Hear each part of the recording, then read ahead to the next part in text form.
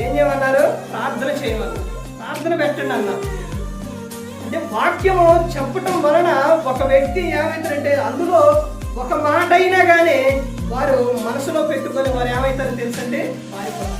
అలా ఎంతో మంది చనిపోవాలి, నేను ఈ లోకంలో బ్రతకను అనుకున్న వారికి దేవుని వాక్యం విని ఎంతో మంది మారారు. అగస్టిన్ అనే అతను మారాడా?